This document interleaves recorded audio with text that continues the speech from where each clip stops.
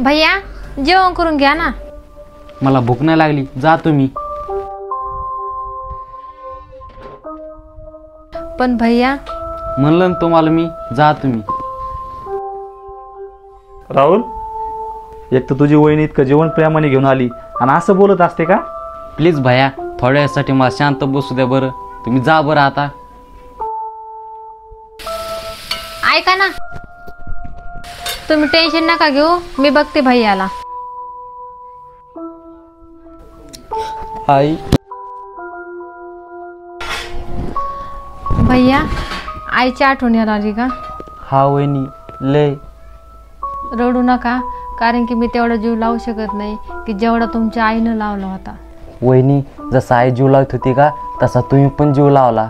आणि हा वहिनी, तुम्ही मला कधीच कशाची कमी पडून नाही दिली। पण वहिनी, तुम्ही मला सांभाळलं, नाहीतर मी कधीच गेलो असतो। कल्पना, जसं बुटाला द्वार आवळून घेतो ना, तसं तू ह्या घराला सांभाळून घेतलंय, तेव्हा तर हे घर तुटलं नाही। ज्या घरामध्ये तुझ्यासारखी जर पत्नी असेल ना, त्या घराचा आनंद कधीच कमी होत नाही। आईसारखं प्रेम मी तर कधीच देऊ शकत नाही, पण मी प्रयत्न ते करीन आईसारखा जीव लावायचा। आणि हां, हे घर मी कधीच तुटून देणार नाही। चला जेवण करून घ्या। आणि हां, आता असंच खुश राहायचा।